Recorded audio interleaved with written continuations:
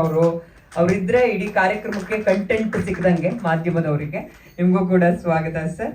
ಅವ್ರನ್ನ ಹೊರತುಪಡಿಸಿ ದೊಡ್ಡ ತಾರಾ ಬಳಗ ಇದೆ. ರೇಖಾದಾಸ್ ಅವರಿದ್ದಾರೆ, ಸುರೇಶ್ ಅವರಿದ್ದಾರೆ, ಮೀನಾ ಕುಮಾರಿ ಅವರಿದ್ದಾರೆ, ಹರ್ಷ ಅವರಿದ್ದಾರೆ.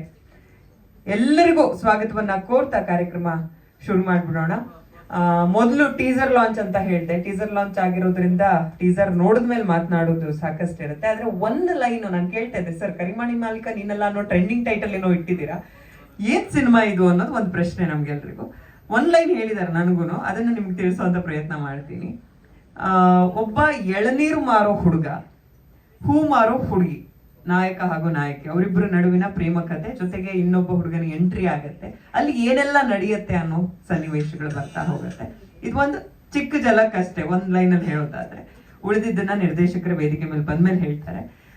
ಟೀಸರ್ ನ ನಮ್ಮ ಅಂಜನಪ್ಪ ಸರ್ ಹಾಗೆ ರಾಧಾಕೃಷ್ಣ ಸರ್ ಕೈಲೇ ಲಾಂಚ್ ಮಾಡಿಸ್ಬೇಕು ಅನ್ನೋದು ಸಿನಿಮಾ ತಂಡದವರ ಆಶಯ. ದಯವಿಟ್ಟು ವೇದಿಕೆ ಮೇಲೆ ಬರ್ಬೇಕು ಸರ್. ಟೀಮಿಗೆ ವಿಶ್ ಮಾಡಿ ಟೀಸರ್ ಲಾಂಚ್ ಅಂತ ಹೇಳಿದ್ರೆ ಟೀಸರ್ ಲಾಂಚ್ ಆಗುತ್ತೆ. ಬನ್ನಿ.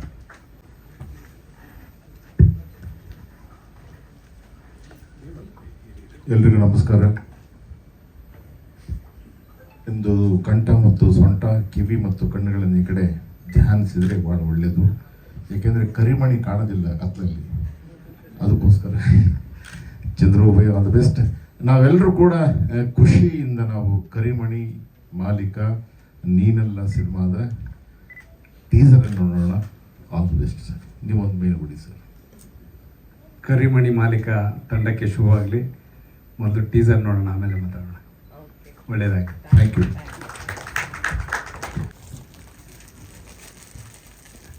ಸರ್ ಟೈಟಲ್ಲು ಮತ್ತೆ ಟೀಸರ್ ಎರಡರ ಬಗ್ಗೆನೂ ಮಾತಾಡಬೇಕು ಸರ್ ನೀವು. ಕರಿಮಣಿ ಅಂದರೆ ಬಹಳಷ್ಟು ತೂಕವಾಗಿರುವಂಥದ್ದು ಈ ದೇಶದಲ್ಲಿ. ಅದ್ರ ಮಾಲೀಕರಿದಾರಲ್ಲ, ಅವ್ರು ಇನ್ನೂ ಬಹಳ ತೂಕದವರು. ಆ ಮಾಲೀಕರು ಸರಿಯಾಗಿ ನಡ್ಕೊಳ್ಳಿಲ್ಲ ಅಂದ್ರೆ ಅದು ನಾನಲ್ಲ, ನೀನಲ್ಲ, ನಲ್ಲ ಇಲ್ಲ ಆಗೋಗ್ಬಿಡುತ್ತದೆ. ಆ ಥರದ್ದು ಒಂದು ಕರಿಮಣಿಯ ತೂಕ ಅದು. ಆ ಕರಿಮಣಿಯನ್ನ ಸಾಲನ್ನ ಹಿಡಿದು ಆ ಸಾಲುಗಳಿಗೆ ಒಂದು ಬಿಗಿಯಾದ ಕಥೆಯನ್ನು ಕಟ್ಟಿ ಇದಕ್ಕೆ ಈ ಥರದ ಒಂದು ಫ್ರೇಮನ್ನು ಇಟ್ಟು ಚಂದ್ರು ಓಬಯ್ಯವರು ಬರಗಾಲದ ಬಿಸಿಲಿನ ನಾಡಿನ ಬಂಡೆ ಕಾದಿರ್ತಕ್ಕಂಥ ಜಾಗದಿಂದ ಬಂದಂಥವ್ರು ಅಕ್ಷರಗಳನ್ನು ನೀಟಾಗಿ ಜೋಡಿಸಿ ಕರಿಮಣಿ ಅಂತ ಒಂದು ಸೇರಿಸ್ಬಿಟ್ಟು ಮಾಲೀಕನ್ನು ಸೇರಿಸಿ ಅದು ನೀನಲ್ಲ ಅನ್ನೋದು, ನಾನಲ್ಲ ಅದು ನೀನೇ ಅಲ್ಲ ಅನ್ನೋಂಥದ್ದೆಲ್ಲ ಆ ವಿಷಯಗಳನ್ನು ಭಾಳ ಸೂಕ್ಷ್ಮವಾಗಿ ಕಟ್ಕೊಟ್ಟಿದ್ದಾರೆ ಇಲ್ಲಿ. ಆಮೇಲೆ ಒಂದು ಭಾಳ ಮೆಚ್ಚಬೇಕಾಗಿರ್ತಕ್ಕಂಥ ಸಂಗತಿ, ಬೆಂಗಳೂರು ಟ್ರಾನ್ಸ್ಪೋರ್ಟ್ ಸರ್ವಿಸ್ ಅಂತ ಇದ್ದಾಗ ಶಿವಾಜಿರಾವ್ ಗಾಯಕ್ವಾಡ್ ಬಂದರು. ಈಗ ಬೆಂಗಳೂರು ಮಹಾನಗರ ಟ್ರಾನ್ಸ್ಪೋರ್ಟ್ ಕಾರ್ಪೊರೇಷನ್ ಆದಮೇಲೆ ಇವರು ಬಂದರು. ಹೀರೋ ಆಗಿ BMTC ಭಾಳ ಜನ ಬಂದಿದ್ದಾರೆ, BTC ಭಾಳ ಜನ ಬಂದಿದ್ದಾರೆ. ಸ್ವಲ್ಪ ಪ್ರಯತ್ನಗಳನ್ನು ಮಾಡಬೇಕಷ್ಟೆ. ಆ ಪ್ರಯತ್ನಗಳು ನಿರಂತರವಾಗಿದ್ದಾಗ ಅದು ಫಲ ಸಿಕ್ಕೇ ಸಿಗುತ್ತೆ ಅನ್ನೋದು ನಂಬಿಕೆ. ಆಮೇಲೆ ಚಂದ್ರು ಅವರು ತನ್ನನ್ನು ತಾನು ಆವರಿಸ್ಕೊಳ್ತಾ ಹೋಗ್ತಾರೆ ಎಲ್ಲ ವಿಷಯಗಳಲ್ಲೂ, ಮತ್ತೆ ಆರಿಸ್ಕೊಳ್ತಾ ಹೋಗ್ತಾರೆ ಅವರು. ಒಂದು ಲಿಟರೇಚರ್ ಸಾಹಿತ್ಯ ಆಗಿರ್ಬೋದು, ಒಂದು ಈ ಕತೆಗೆ ಸಂಬಂಧಪಟ್ಟಂಥ ಹುಡುಕಾಟದಲ್ಲಿ ಆ ಪಾತ್ರಗಳ ಆಯ್ಕೆ ಆಗಿರ್ಬೋದು. ಎರಡನೇದು ಆ ದೃಶ್ಯ ಜೋಡಣೆಗೆ ಶಬ್ದವನ್ನು ವಿಲೀನ ಮಾಡುವಂಥದ್ದು. ಆಮೇಲೆ ಈ ಸಿನಿಮಾದ ಒಳ ಹಿಡಿತವನ್ನು ಹಿಡಿದು ಎಷ್ಟು ಖರ್ಚು ಮಾಡಿ ನಾವು ಸಿನಿಮಾವನ್ನು ಮಾಡಬಹುದು, ಮತ್ತು ಟೆಕ್ನಿಕಲ್ ಆಗಿ ಕೂಡ ಅಷ್ಟೇ ನೀಟಾಗಿ ಅವ್ರ ಕೆಲಸವನ್ನು ಅವರು ನೀಟಾಗಿ ಮಾಡಿ ಕರಿಮಣಿ ಮಾಲೀಕ ನಾನೇ ಅಂತ ಹೇಳ್ಕೊಂಡ್ಬಿಟ್ಟಿದ್ದಾರೆ. ಅದರ ಮಾಲೀಕರು ನಿಜವಾಗ್ಲೂ captain of the ship Chandru ಓಬಯ್ಯನವರು. ನಿರ್ದೇಶಕರ ಅಣತಿಯಂತೆ ಕೆಲಸ ಮಾಡುವಂಥ ನಟರುಗಳು ಅವರು ಫ್ರೇಮಿಂದ ಆಚೆಗೂ ಕೆಲವು ಸರಿ ಹೋಗ್ಬಲ್ಲರು. ಆದರೆ ಆ ಹಿಡಿತವನ್ನು ಹಿಡಿದು ಅದರ ಒಳಗಡೆ ಆಟ ಆಡಿ ಅವರ ಇದನ್ನು ಗುರುತನ್ನು ಇಡೋ ಇದರಲ್ಲಿ ಸುದಿ ಅವರು ತುಂಬ ಚೆನ್ನಾಗಿ ಇಷ್ಟಿಷ್ಟಲ್ಲೇ ಆ ಝಲಕನ್ನು ತೋರಿಸಿದ್ದಾರೆ.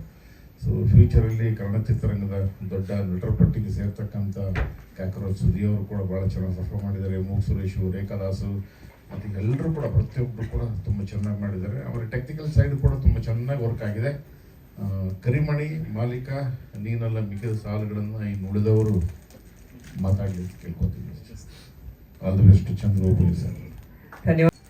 ಚಂದ್ರು ಅವ್ರ ಬಗ್ಗೆ ತುಂಬಾ ಹೇಳೋದಿದೆ, ಆದರೆ ಕರಿಮಣಿ ಮಾಲೀಕ ನೀನಲ್ಲ ಒಂದು ವಿಶೇಷವಾದ ಟೈಟಲ್ ಇದು. ಇದಕ್ಕೆ ರೂಪುರೇಷೆಗಳನ್ನು ತುಂಬಿದಂಥವ್ರು ಚಂದ್ರಬಾಬಯ್ಯನವರು.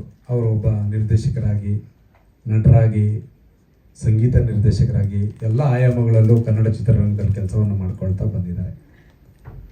ಈ ಸಿನಿಮಾವನ್ನು ಕನ್ನಡಿಗರಿಗೆ ತಲುಪಿಸ್ಬೇಕು ಅಂತೇಳಿ ಹೊಸ ನಾಯಕ ನಟರನ್ನ ಆಯ್ಕೆ ಮಾಡ್ಕೊಂಡಿದ್ದಾರೆ. ಅವ್ರಿಗೂ ಸಹ ಹುಮ್ಮಸ್ಸಿನಿಂದ ನಟನೆಯನ್ನು ಮಾಡಿದ್ದಾರೆ. ಧನ್ಯವಾದಗಳು ನಿಮಗೆ. ಜೊತೆಗೆ ವಿಶೇಷವಾಗಿ ಭವಿಷ್ಯದ ಕನ್ನಡ ಚಿತ್ರರಂಗದ ನಾಯಕ ನಟರು ಆಗುವ ಎಲ್ಲ ಸಾಧ್ಯತೆಗಳು ಇರತಕ್ಕಂಥ ಸುಧೀರ್ ಅವರು ಭಾಳ ಚೆನ್ನಾಗಿ ಅಭಿನಯವನ್ನು ಮಾಡಿದ್ದಾರೆ. ಜೊತೆಗೆ ಈ ಸಿನಿಮಾದಲ್ಲಿ ಏನೋ ಒಂದು 2-3 ತುಣುಕು ಮಾತ್ರ ತೋರಿಸಿದ್ದೀರಾ, ಪೂರ್ತಿ ತೋರಿಸ್ಲಿಲ್ಲ. ಯಾಕೋ ತುಂಬ ಚಿಕ್ಕದಾಯಿತು ಅನಿಸುತ್ತೆ. ಆದರೂ ಪರವಾಗಿಲ್ಲ, ಏನೋ ವಿಶೇಷವಾಗಿ ಇದರಲ್ಲಿ ಇದೆ ಅಂತಕ್ಕಂಥದ್ದು ಎದ್ದು ಕಾಣ್ತಾ ಇದೆ. ಹಾಗಾಗಿ ಕರಿಮಣಿ ಮಾಲೀಕ ನೀನಲ್ಲ ತಂಡದವ್ರಿಗೆಲ್ರಿಗೂ ಸಹ ಶುಭವಾಗಲಿ. ಇದು ಕನ್ನಡ ಜನರ ಮನಸ್ಸಿನಲ್ಲಿ ಇದು ಉಳಿಯಲಿ ಅಂತ ಹೇಳಿ ನಾನು ಆಶಿಸ್ತೀನಿ. ಒಳ್ಳೆಯದಾಗಲಿ ಚಿತ್ರತಂಡಕ್ಕೆ. ಧನ್ಯವಾದಗಳು ಸರ್. ಚಂದ್ರಬಾಬಯ್ಯ ನಮ್ಮ ಅತಿ ಆತ್ಮೀಯರಲ್ಲಿ ಒಬ್ಬರು. ಎಷ್ಟೊತ್ತಿಗೂ ಚಿತ್ರರಂಗದ ಇತ್ತೀಚಿನ ವಿಷಯಗಳ ಬಗ್ಗೆ ನಾವೆಲ್ಲರೂ ಸಹ ಮಾತನಾಡ್ತಾ ಇರ್ತೀವಿ. ಸೊ ಕರಿಮಣಿ ಮಾಲೀಕ ನೀನಲ್ಲ ಇದು ಆ್ಯಕ್ಚುಲಾಗಿ ಇವಾಗ ಒಂದು ವರ್ಷದಿಂದ ಟ್ರೆಂಡಿಂಗ್ ಆಗೋಕ್ಕೆ ಶುರುವಾಗಿದ್ದು, ರೀಲ್ಸು ಇನ್ನೊಂದು ಮತ್ತೊಂದು ಇದರಲ್ಲಿ ಎಷ್ಟು ಫಾಸ್ಟಾಗಿ ಆ ಒಂದು ಟೈಟಲನ್ನು ತೊಗೊಂಡ್ಬಿಟ್ಟಿದ್ದಾರೆ.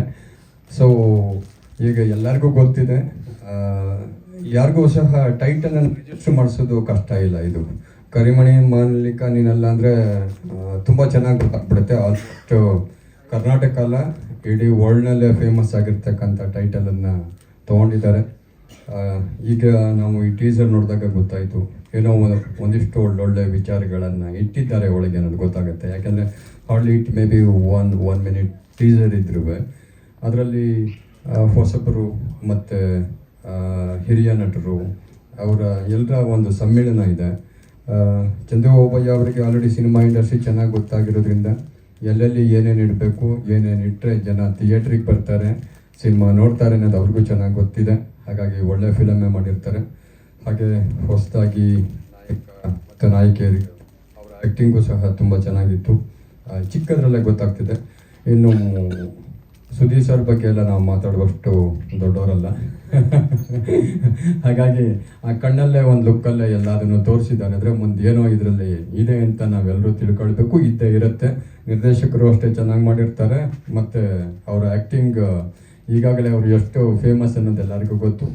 So all the best to the entire team. Thank you.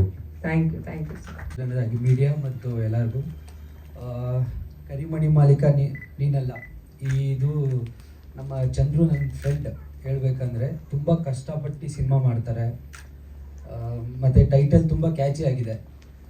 ನಾನು ಅವ್ರು ಸ್ಟಾರ್ಟಿಂಗ್ ಡೇಸಿಂದ ನೋಡಿದ್ದೀನಿ. ಯಾವುದೇ ಒಂದು ಸಿನಿಮಾ ತೊಗೊಂಡು 100% ರಿಸಲ್ಟ್ ಕೊಟ್ಟಿದ್ದಾರೆ. ಈವನ್ ನನ್ನ ಸಿನಿಮಾ ಕೂಡ ಅವರೇ ಸಂಗೀತ ನಿರ್ದೇಶಕ. ಸೊ ನನಗೆ ಗೊತ್ತಿದೆ, ಎಲ್ಲೂ ಕಾಂಪ್ರಮೈಸ್ ಆಗಲ್ಲ. ತುಂಬ ಹಾರ್ಡ್ ವರ್ಕರು.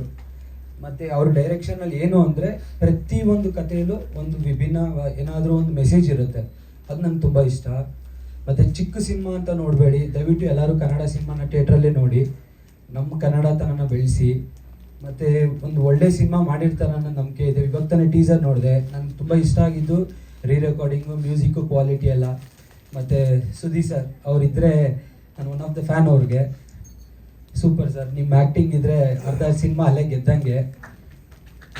ಮತ್ತು ಹೊಸ ತಂಡಕ್ಕೆ ಮತ್ತು ಹೀರೋ ಸರ್ ಅವರು ನಾನು ನೋಡಿದ್ದೀನಿ ಸುಮಾರು ವಿಜುವಲೈಸ್. ಒಳ್ಳೇದಾಗಲಿ ಸರ್. ಇವತ್ತು ನಮ್ಮ ಚಿಕ್ಕ ಸಿನಿಮಾ ಬೆಳೆದ್ರೆ ದೊಡ್ಡ ಸಿನಿಮಾ ಆಗೋದು. ನಮ್ಮ ಕನ್ನಡ ಇಂಡಸ್ಟ್ರಿಯಲ್ಲಿ ನಾವೆಲ್ಲ ಸಪೋರ್ಟ್ ಮಾಡೋಣ, ಎಲ್ಲರಿಗೂ ಕಾಂಪಿಟೇಷನ್ ಕೊಡೋಣ. Thank you. ಇತ್ತೀಚೆಗೆ ಒಂದಷ್ಟು ಕಾಂಟ್ರವರ್ಸಿಗಳಲ್ಲಿ ನಮ್ಮ ಚಂದ್ರು ಭೇಟಿಯಾದರು. ಒಂದಷ್ಟು ಕೋರ್ಟು ಕಚೇರಿಗಳ ವಿಚಾರಕ್ಕೆ.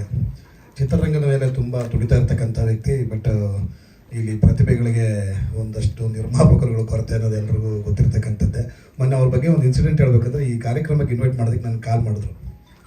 ರಿಂಗ್ ತುಂಬ ಲಾಂಗ್ ರಿಂಗ್ ಆದ್ಮೇಲೆ ಇರ್ತದೆ. ಫೋನ್ ಅಟೆಂಡ್ ಮಾಡಿದ ತಕ್ಷಣ ಸರ್ ಬಾತ್ರೂಮಲ್ಲಿ ಇದ್ರ ಅಂತಂದ್ರು. ಇದೇನಪ್ಪ ಇಷ್ಟು ಕರೆಕ್ಟಾಗಿ ಹೇಳ್ತಿದ್ರು ಸರ್, ನನ್ನ ಮ್ಯೂಸಿಕ್ ಡೈರೆಕ್ಟರ್ ಸರ್, ನಿಮ್ಮ ವಾಯ್ಸ್ ಕೊಟ್ಬಿಟ್ಟು ಕರೆಕ್ಟಾಗಿ ಗೆಸ್ಟ್ ಮಾಡ್ತೀನಿ ಅಂತ ಅಂದರು. ಆಮೇಲೆ ನನಗೆ ಈ ಟೀಸರ್ ನೋಡಿದಾಗ ಏನು ಅನ್ನಿಸ್ತು ಅಂದರೆ ಒಂದು ಜಡ್ಜ್ಮೆಂಟಿಗೆ ಬರೋಕ್ಕಾಗಲ್ಲ, ತುಂಬ ಫಾಸ್ಟಾಗಿ ಪಾಸ್ ಆಯಿತು ಅಂತ ಅನ್ನಿಸ್ತು ನನಗೆ, ಟು ಬಿ ಫ್ರ್ಯಾಂಕ್. ಏನು ಒಂದು ಪವರ್ಫುಲ್ ನೀವು ಟೈಟ್ಲ್ ಇಟ್ಕೊಂಡಿದ್ದಾರೋ ಅದರಷ್ಟೇ ಪವರ್ಫುಲ್ ಆಗಿ ಕತೆ ಮಾಡಿರ್ತಾರೆ ಅಂತ ನಾನು ಅಂದ್ಕೊಳ್ತಿದ್ದೀನಿ. ಜೊತೆಗೆ ನಮ್ಮ ಸುದಿ ಅವರು ಇತ್ತೀಚೆಗೆ ನಾವು ಅವರು ಒಂದು ಸಿನಿಮಾದಲ್ಲಿ ಕೆಲಸ ಮಾಡುವಂಥ ಅವರ ಪ್ರತಿಭೆ ಮತ್ತು ಅವರ ಅಗಾಧವಾದಂಥ ಟ್ಯಾಲೆಂಟನ್ನು ನಾನು ಕೂಡ ನೋಡಿದ್ದೀನಿ. ಅವ್ರ ಕಣ್ಣಲ್ಲೇ ಕತೆ ಹೇಳ್ತಾರೆ. ಎಲ್ಲ ಈ ಸಿನಿಮಾಗೆ ಪ್ಲಸ್ ಆಗಲಿ ಅಂತ ಅಂದ್ಕೊಳ್ತೀನಿ. ಎನಿವೇ ಒಂದು ಸೆಕೆಂಡ್ ಓಬೆ ಅವರಿಗೆ ಆಲ್ ದ ಬೆಸ್ಟ್ ಹೇಳ್ತಾ ಇಡೀ ಚಿತ್ರತಂಡಕ್ಕೆ ಆಲ್ ದ ಬೆಸ್ಟ್ ಹೇಳ್ತೀನಿ. ನಮಸ್ಕಾರ. ಆಗಮಿಸಿರುವಂಥ ಎಲ್ಲರಿಗೂ ಧನ್ಯವಾದಗಳು. ನನ್ನ ಹೆಸರು ಮಹೇಶ್ ಅಂತ, Moon Star Events organiser. Chandru ಬೈರವರು ತುಂಬ ಶ್ರಮಪಟ್ಟು ಇಂಡಸ್ಟ್ರಿಯಲ್ಲಿ ಕೆಲಸ ಮಾಡ್ತಿದ್ದಾರೆ. ಅವ್ರು ಇನ್ನೂ ದೊಡ್ಡ ಮಟ್ಟಕ್ಕೆ ಈ ಇಂಡಸ್ಟ್ರಿಯಲ್ಲಿ ಬೆಳೀಲಿ ಅಂತ ಆಸೆ ನನಗೆ. ಅದೇ ರೀತಿ ಕರಿಮಣಿ ಮಾಲೀಕ ನೀನೆಲ್ಲ ಈ ಚಿತ್ರತಂಡಕ್ಕೆ ಶುಭವಾಗಲಿ. Thank you. Thank you so ಎಲ್ರಿಗೂ ನಮಸ್ಕಾರ. ಇದು ನಂದು ಒಂದು 10ನೇ ಸಿನಿಮಾನು 12ನೇ ಸಿನಿಮಾ ಪ್ರೆಸ್ ಮೀಟ್ ಇರಬೇಕು. ನಾವೆಲ್ಲ ಆತ್ಮೀಯರಿಲ್ಲ ಫೋಟೋದ ಅಂದರೆ ನಮ್ಮ ಮಾಧ್ಯಮ ಮಿತ್ರರು ಇದ್ದಾರೆ, ಅವರೆಲ್ಲರೂ ನೋಡಿದಂಗೆಲ್ಲ ನಾವೊಂದು ಸಂತೋಷ ಆಗುತ್ತೆ. ಇನ್ನೊಂದಷ್ಟು ಸಿನಿಮಾ ಮಾಡೋಣ ಅಂತ ನಾಗೇಂದ್ರ ಸರ್ ಆಗಿರ್ಬೋದು ಎಲ್ಲರೂ.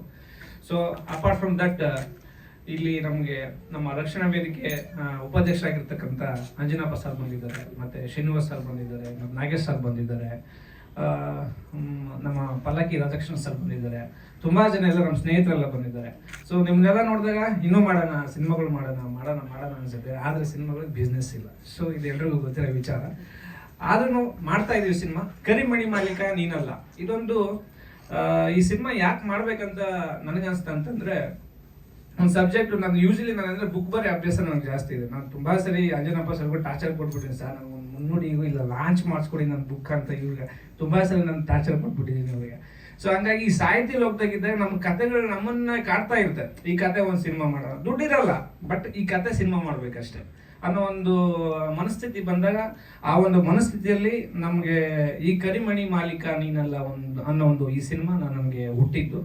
ಒಂದು ಎಳ್ಳೀರು ಹೊಡೆಯೋ ಹುಡುಗ ಮತ್ತೆ ಹೂ ಮಾರೋ ಹುಡುಗಿ, ಇವರಿಬ್ಬರದ್ದು ಹೆಂಗಂತಂದ್ರೆ, ಅದು ನೀವು ಆಕ್ಚುಲಿ ಅವರು ಶೂಟಿಂಗ್ ಸ್ಪಾಟ್ ಅಲ್ಲೂ ಅಷ್ಟೇ, ಮೇಡಮ್ ಅವ್ರು ಆಗಿರ್ಬೋದು, ಮತ್ತೆ ಇವರು ಸರ್ ಆಗಿರ್ಬೋದು, ಮತ್ತೆ ಕಾಕ್ರೋಚ್ ಸರ್ ಆಗಿರ್ಬೋದು, ಇವರೆಲ್ಲರೊಟ್ಟಿಗೆ ಕೆಲಸ ಮಾಡಿದ್ದು ನಾನು ಯಾವತ್ತೂ ಮರೆಯಲ್ಲ.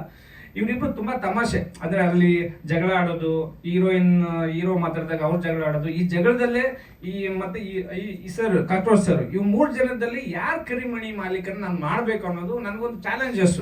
ಇವ್ರು ಕರಿಮಣಿ ಮಾಲೀಕ ಆಗ್ತಾರಾ ಇಲ್ಲ ಅವ್ರು ಆಗ್ತಾರಂತ. ಸೊ ಇವೆರಡು ಕ್ವಶನ್ ಇಟ್ಕೊಂಡು ನಾನು ಕಥೆನ ಆಡ್ದಿದ್ದು ಆಕ್ಚುಲಿ. ಸೊ ಆ ಕತೆ ಅದ್ಭುತವಾಗಿದೆ. ದಯವಿಟ್ಟು ಈ ಕಥೆನ ನೀವು ಥಿಯೇಟರ್ ಅಲ್ಲಿ ನೋಡಿದಾಗ ಅದಕ್ಕೊಂದು ಮಜಾ ಸಿಗುತ್ತೆ. ಇದಕ್ಕೆ ನನಗೆ ಸಪೋರ್ಟಿವ್ ಆಗಿ ಕೆಲಸ ಮಾಡಿದ್ದು ನಮ್ಮ DOP ನಾಗರಾಜ್ ಅವರಾಗಿರ್ಬೋದು, ಅವ್ರ ಯೂನಿಟಿಂದ ಹಿಡಿದು ಪಾಪ ಕ್ಯಾಮ್ರಾ ಡಿಪಾರ್ಟ್ಮೆಂಟ್ ಎಲ್ಲಾನು ನನಗೆ ಸಪೋರ್ಟ್ ಮಾಡಿದ್ರು. ಅದರೊಟ್ಟಿಗೆ ನಮ್ಮ ಮಾರುತಿ ಅವರು, ಮತ್ತೆ ನಮ್ಮ ಕೋ ಪ್ರೊಡ್ಯೂಸರ್ ಅನ್ನಪೂರ್ಣ ಅವರು, ಮತ್ತೆ ನಾನು ಯಾರಾದ್ರೂ ಸ್ವಲ್ಪ ನೋಟೆಡ್ ಹೀರೋನ್ ಹಾಕ್ಬೇಕಲ್ಲ ಅಂತ ಯೋಚನೆ ಮಾಡಿದಾಗ ನಾನು ಒಂದಷ್ಟು ಫೋಟೋಸ್ ನೋಡಿದೆ ನಮ್ಮ ಇಂಡಸ್ಟ್ರಿಯಲ್ಲಿ. ಯಾರಾದ್ರೂ ನೋಟೆಡ್ ಯಾರನ್ನ ಟಚ್ ಮಾಡೋಣ ಅಂತ, ಯಾರನ್ನ ಟಚ್ ಮಾಡಕ್ ಹೋದ್ರು ಅವ್ರ ಪೇಮೆಂಟ್ಗಳು ನಮಗೆ, ಮತ್ತೆ ಪೇಮೆಂಟ್ ಹೋಗ್ಲಿ, ಕಾಲ್ ಶೀಟ್ಗಳು ಮತ್ತೆ ಕೊಡೋ ಡೇಟ್ಗಳು ಮ್ಯಾನೇಜ್ ಮಾಡೋದಿದೆಯಲ್ಲ, ಅದೊಂದು ದೊಡ್ಡ ಚಾಲೆಂಜ್ ನಮಗೆ. ಡೇಟ್ ಕೊಡ್ತಾರೆ, ಆ ಡೇಟ್ ಸ್ಕಿಪ್ ಮಾಡ್ತಾರೆ, ಎಲ್ಲ ಕ್ಯಾಮ್ರಾ ತರಿಸಿರ್ತೀವಿ.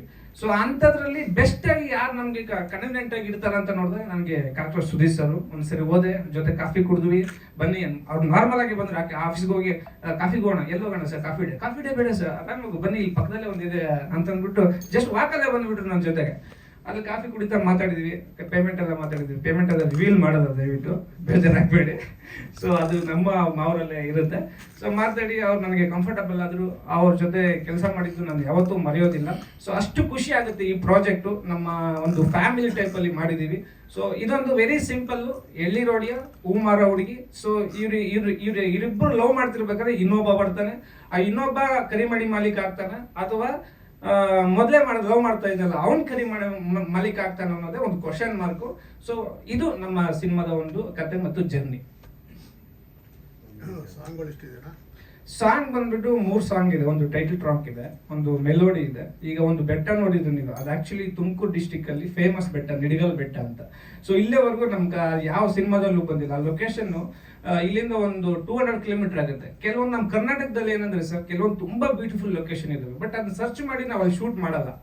ಸೊ ನಾವೇನ್ ಮಾಡ್ತೀವಿ, ಒಂದು ಫಾರಿನ್ಗೆ ಹೋಗ್ತೀವಿ, ಇಲ್ಲ ಎಲ್ಲ ಔಟ್ ಆಫ್ ಸ್ಟೇಟ್ ಹೋಗ್ತೀವಿ, ಇಲ್ಲ ದೂರ ಹೋಗ್ಬಿಡ್ತೀವಿ. ಬಟ್ ನಮ್ಮ ಕರ್ನಾಟಕದಲ್ಲಿ ನನಗನ್ಸಿದ ಮಟ್ಟಿಗೆ ತುಂಬಾ ಒಳ್ಳೆ ಲೊಕೇಶನ್ ಇದಾವೆ. ಈ ಬೆಟ್ಟ ಪಾವಗಡದಲ್ಲಿ ಇರೋದು ನಿಡಗಲ್ ಬೆಟ್ಟ ಅಂತ, ತುಂಬಾ ಒಳ್ಳೆ location.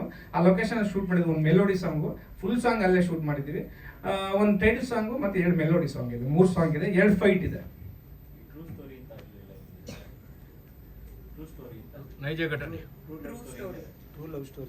True love story sir. ಎಲ್ಲಿರೋ ಒಬ್ಬ ನಮ್ಮ ಸರ್, ಇದು ನಾನು ಆಕ್ಚುಲಿ ನಾನು ಸ್ಟೇ ಇರೋದು ಬಂದ್ಬಿಟ್ಟು ಈ BTM ಲೇಔಟ್ ಸೈಡ್. ಅಲ್ಲೊಬ್ರು ನಮ್ಮ ಸ್ನೇಹಿತರು ಒಬ್ರು ಎಳ್ಳಿ ಹೊಡಿತಾರೆ. ಸೊ ಅವರು ಒಂದು ಸ್ಟೋರಿ ನನ್ಗೆ ಹೇಳಿದಾಗ ಅದನ್ನ ನಾನು ಒಂದು ಇನ್ಸ್ಪೈರ್ ಆಗಿ ತಗೊಂಡು ನಾನು ಇದು ಮಾಡಿದ್ದೀನಿ. ಅವರು ಒಂದಷ್ಟು ಅವ್ರ ಕತೆ ಹೇಳಿದ್ದಾರೆ, ಬಟ್ ಅವ್ರು ನಮ್ಮ ಬಗ್ಗೆ ರಿವೀಲ್ ಮಾಡಬೇಡಿ ಅಂತ ಹೇಳಿದ್ದಾರೆ. ಸೊ ಅದೊಂದು ನಾನು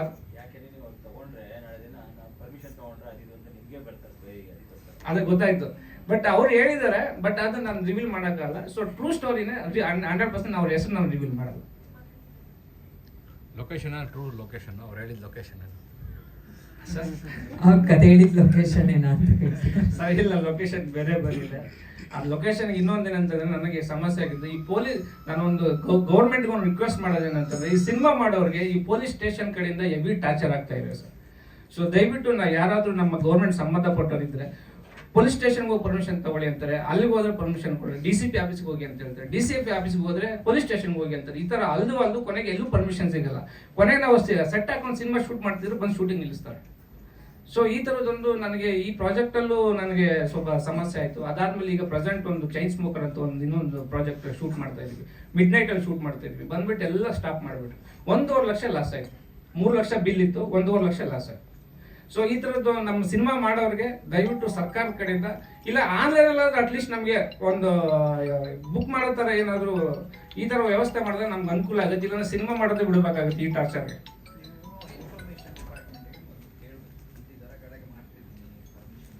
ಸರ್ ಅದೇ ವಾರ್ತಾ ಇಲಾಖೆಯಿಂದ ನಾವು ಪರ್ಮಿಷನ್ ತಗೊಂತೀವಿ ಸರ್.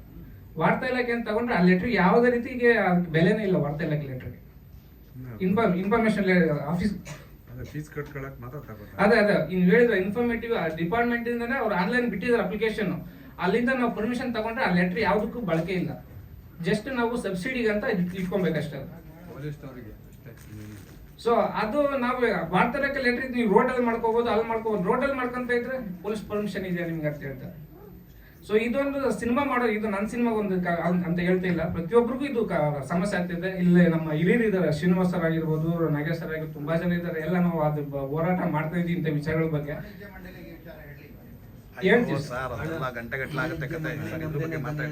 ಸರಿ ಸರ್, ದಯವಿಟ್ಟು ಇಲ್ಲೇ ಬಿಟ್ಟು ಬಿಡಿ, ಆಮೇಲೆ ಈ ಕಡೆಯಿಂದ ನಮ್ಗೊಂದು ಡೈಲಾಗ್ ಬಂದ್ಬಿಡುತ್ತೆ. ಸೊ ಇದು ನಮ್ಮ ಕರಿಮಣಿ ಮಾಲೀಕ. ಸೊ ಈಗ ನಮ್ಮ ಸುಧೀರ್ ಸರ್ ಮಾತಾಡ್ತಾರೆ, ದಯವಿಟ್ಟು ಸಿನಿಮಾ ಬಗ್ಗೆ ಮಾತಾಡಿ.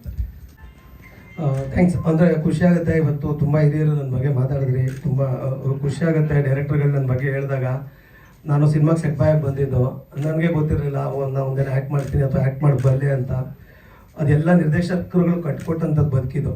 ನನ್ನನ್ನು ಟ್ರೈನ್ ಮಾಡಿದ್ದೆ ಡೈರೆಕ್ಟರ್ಗಳು. ಬಿಕಾಸ್ ನಾನು ಎಲ್ಲೋ ಟ್ರೈನ್ ಆಗಿ ಬಂದವನು ಅಲ್ಲ, ನಾನು ಆ್ಯಕ್ಟ್ರು ಅಲ್ಲ. ಇಲ್ಲ ಸುದ್ದಿ ನೀನು ಮಾಡ್ತೀಯ ಅನ್ನೋ ಧೈರ್ಯ ತುಂಬಿ ಆ ಪಾತ್ರಗಳನ್ನು ಕೊಟ್ಟು ಪ್ರತಿದಿನ ಬೇರೆ ಥರ ನಾನು ಕಾಣೋವಾಗ ಮಾಡಿದವರು, ಈ ಬದುಕನ್ನು ಕಟ್ಕೊಟ್ಟವರು ಎಲ್ಲ ಡೈರೆಕ್ಟರ್ಗಳು. ಸೊ ಆ ಎಲ್ಲ ಡೈರೆಕ್ಟರ್ಗಳಿಗೂ ಥ್ಯಾಂಕ್ಸ್ ಹೇಳ್ತೀನಿ. ಅಲ್ಲಿಂದ ಕರಿಮಣಿ ಮಾಲೀಕ. ನಾನು ಯಾವುದೇ ಸಿನಿಮಾ ಮಾಡಬೇಕಾದ್ರೂ ಸರ್ಗೂ ಗೊತ್ತು, ಸರ್ ಜೊತೆನೂ ಕೆಲಸ ಮಾಡಿದ್ದೀನಿ ಈಗ ಕಸ್ಟಡಿಲಿ. ಯಾವುದನ್ನು ಕೇಳಲ್ಲ, ನಾನು ಒಂದೇ ಕೇಳೋದು, ಹಣ ಸಂಬಳ ಎಷ್ಟು ಅಂತ. ಇದೇ ಫ್ಯಾಕ್ಟು. ಇದು ಹೇಳದೇ ಇದ್ರು ಇದೇ ಫ್ಯಾಕ್ಟು. ಸುದ್ದಿ ಅಂದ ತಕ್ಷಣ ಎಲ್ರಿಗೂ ಗೊತ್ತಿರುತ್ತೆ.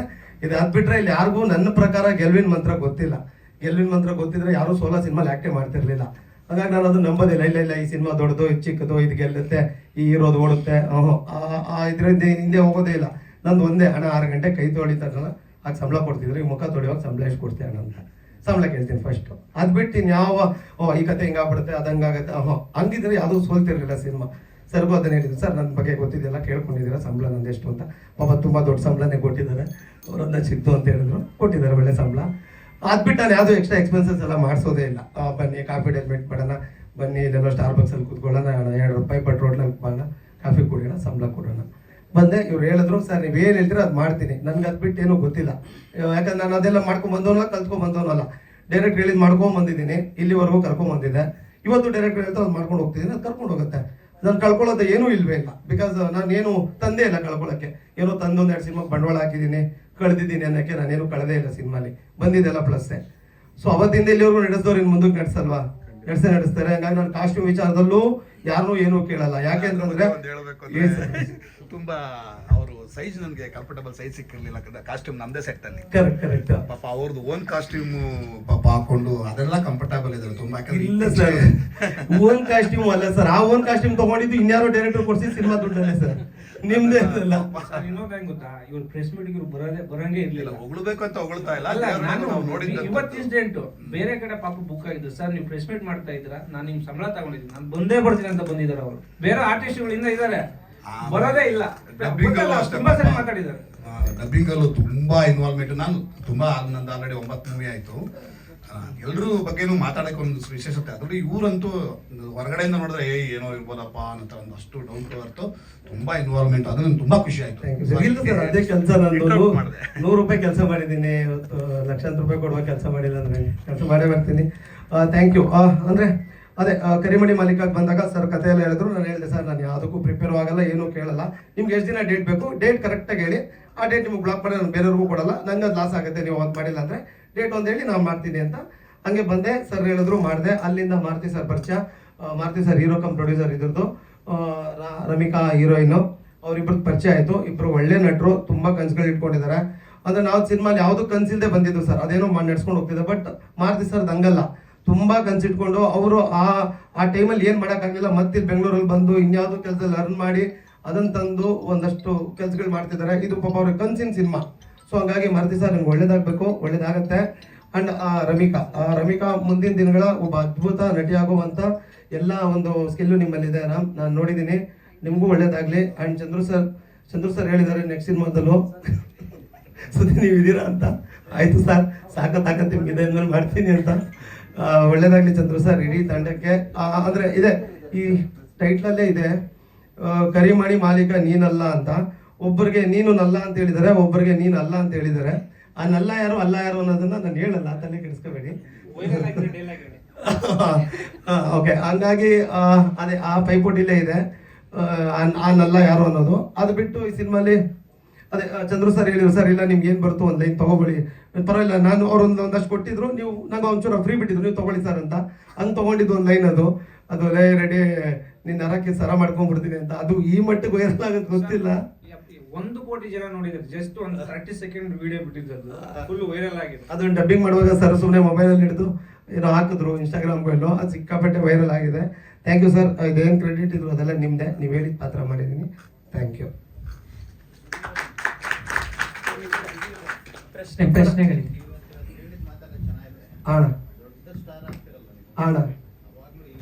ಅಣ್ಣ ಇದೇ ಮಾತೆ ಯಾವಾಗ ಹೇಳದ್ ನಾನು.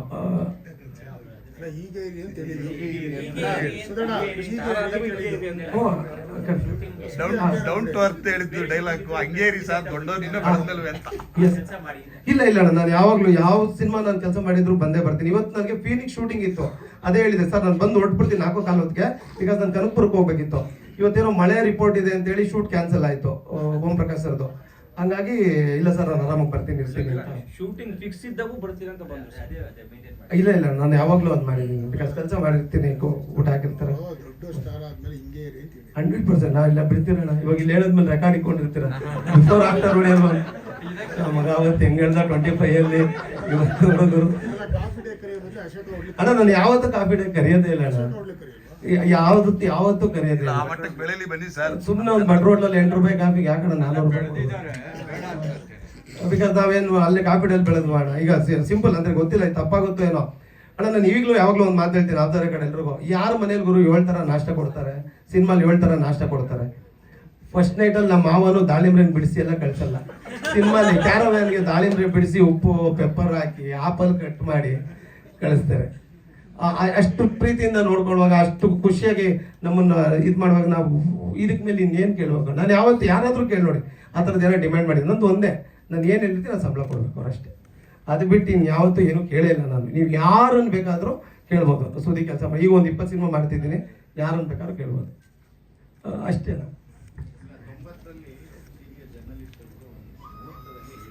ಅಣ್ಣ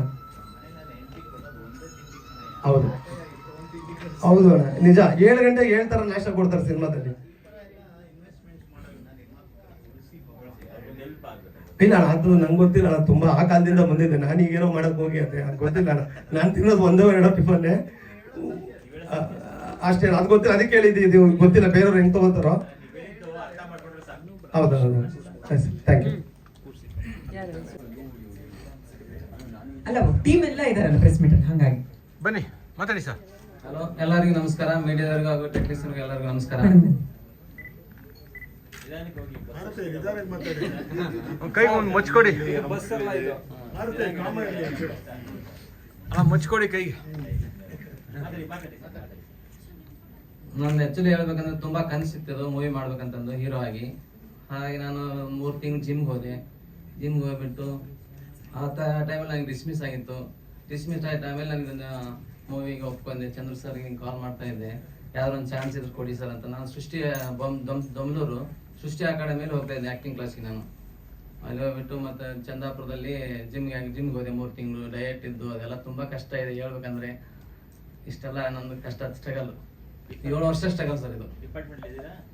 ಇದೆ ಸರ್, ಇವಾಗಿದೆ ಸರ್ ಪ್ರೆಸೆಂಟ್. ಕೋರ್ಟಿಂದ ಬಂದಿ ಸರ್ ನಾವು.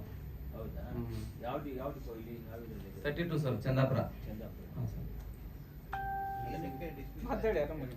ಹಾಂ ಸರ್, ಡಿಸ್ಮಿಸ್ ಆಗಿ ನಾವು ಸ್ಟ್ರೈಕಲ್ಲಿ ಇದ್ವಿ ಸರ್. ನಾವು ಡ್ಯೂಟಿಗೆ ಹೋಗಿದ್ರಲ್ಲ, 7 ದಿನ ಸ್ಟ್ರೈಕಲ್ಲಿ ಇದ್ವಿ. ಆ ಟೈಮಲ್ಲಿ ಡಿಸ್ಮಿಸ್ ಆಯ್ತು ನಂದು. 2 ಇಯರ್ಸ್ ಮನೆಯಲ್ಲೇ ಇದ್ವಿ ಸರ್ ನಾವು. ತುಂಬ ಕಷ್ಟ ಆಯಿತು. ಸಿನಿಮಾ ಬರೋ ರೀಸನ್ಗೋಸ್ಕರ ಅಂತ ಕೇಳ್ತಿದ್ದೆ. ಇಲ್ಲ ಸರ್, ಇಲ್ಲ ಅದಕ್ಕೇನಲ್ಲ ಸರ್, ಅದಕ್ಕೇನಲ್ಲ. ಇನ್ನೊಂದು ಕಾರಣ ಸರ್, ಬಟ್ ನಂದು ಡಿಸ್ಮಿಸ್ ಆಗಿದ್ದು ತುಂಬ ಕಷ್ಟ ಆಯಿತು. ಅವಾಗ ನಮ್ಗೆ ಚಂದ್ರ ಸರ್ ಬಂದು ಕಿಟ್ ಅದು ಕೊಟ್ಬಿಟ್ಟು ತುಂಬ ಕಷ್ಟ ಆಯ್ತು ಸರ್. ಡಿಸ್ಮಿಸ್ ಆಗ್ತಾ ಟೈಮಲ್ಲಿ ನನಗೆ ಚಂದ್ರ ಸರ್ ಬಂದು ಕಿಟ್ ಅದು ಕೊಟ್ಟು ಹೋಗಿ ಸರ್. ಗೌರ್ಮೆಂಟ್ ಎಂಪ್ಲಾಯೀಸ್ಗಳು ಆಕ್ಟ್ ಮಾಡ್ತೀರಾ ಅಂತಂದ್ರೆ ನಿಮ್ಮ ಪರ್ಮಿಷನ್ ತಗೋಬೇಕು ಅಂತಿದೆ. ಅದಿದೆಯಾ ಅಂತ ಕೇಳ್ತಾ ಇದ್ದೀನಿ. ಹಾಂ, ಅದಿದೆ ಸರ್, ಇದೆ. ಕೊಟ್ಟಿದ್ದೀರಪ್ಪ? ಕೊಟ್ಟಿದ್ದೀವಿ ಸರ್. ಅಂದರೆ ನಾವು ಡಿಸ್ಮಿಸ್ ಇತ್ತು ಸರ್ ಆ ಟೈಮಲ್ಲಿ, ಅವಾಗ ಇದನ್ನು ಮಾಡಿದ್ದು ಸರ್. ಈಗ ಜಾಯಿನ್ ಆಗಿರಲ್ಲ, ಇವಾಗೇನು ಅದು ಇಲ್ಲ ಸರ್, ಪ್ರಯತ್ನ ಬರಲ್ಲ. ಓಕೆ.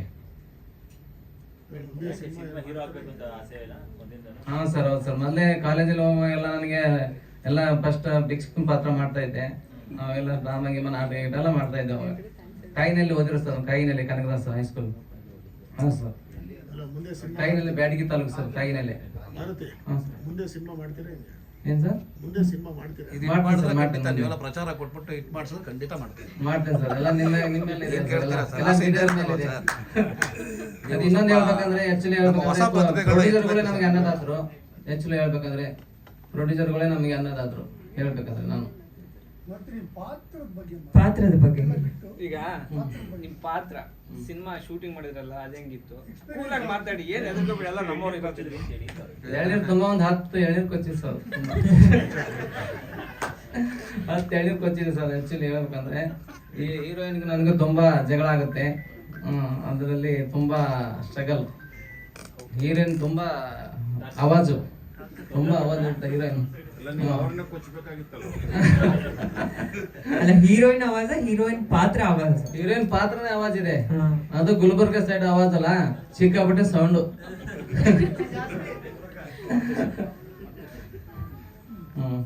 ಎಲ್ಲರಿಗೂ ನಮಸ್ಕಾರ ಸರ್. ಏನ್ ಗೊತ್ತಾ, ಅವ್ರು ತುಂಬಾ ಮುಗ್ಧರಿದ್ದಾರೆ. ಬಟ್ ಸಿನಿಮಾದಲ್ಲಿ ನೀವು ರಿಯಲ್ ಅನ್ನತ್ತೀರ ಅವ್ರ ಆಕ್ಟಿಂಗ್ ನೋಡಿ. ನ್ಯಾಚುರಲ್ ಆಕ್ಟಿಂಗ್ ನಾವು ಹೇಳ್ಕೊಡೋದ್ರ ಬೇಡ. ಅವ್ರು ಕ್ಯಾಮ್ರಾ ಮುಂದೆ ಬಂದ ಸಾಕು ಆಡಿಯನ್ಸ್ ಅನ್ನಕ್ತಾರೆ, ಅಷ್ಟು ಎಂಟರ್ಟೈನ್ಮೆಂಟ್ ಇದ್ದಾರೆ ಅವರು.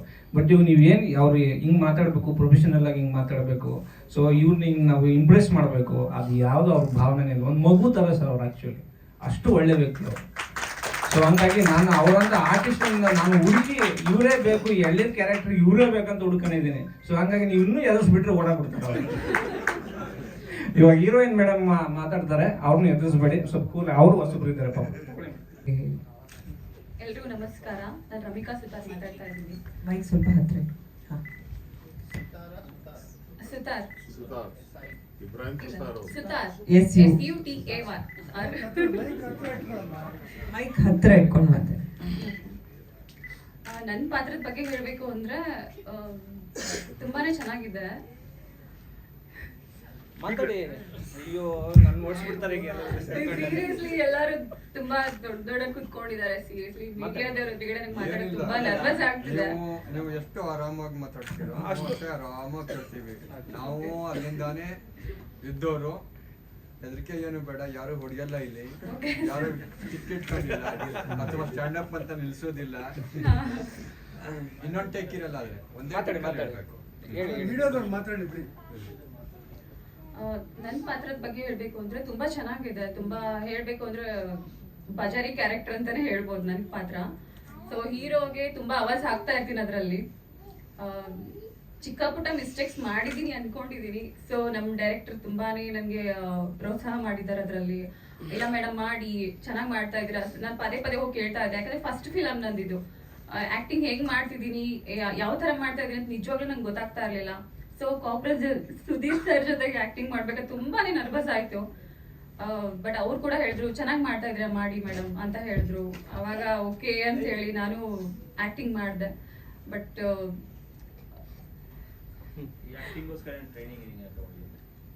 ಇಲ್ಲ ಸರ್, ತಗೊಂಡಿಲ್ಲ. ಬಟ್ ನ್ಯಾಚುರಲ್ ಆಗಿ ನಾನು ಮಾಡಿದ್ದೀನಿ ಆಕ್ಟಿಂಗ್ ಹೇಳ್ಬೇಕು ಅಂದ್ರೆ. ನಂದು ಉತ್ತರ ಕರ್ನಾಟಕ, ಗುಲ್ಬರ್ಗ.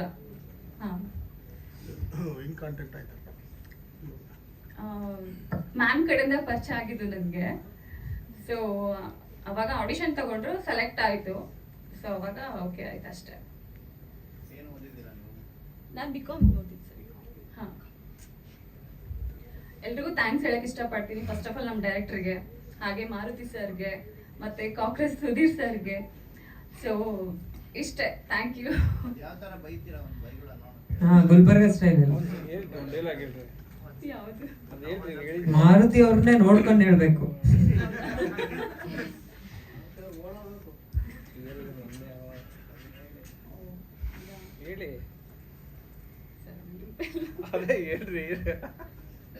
ಎಷ್ಟು ನೆನಪಿದೆಯೋ ಅಷ್ಟು ಹೇಳಿ.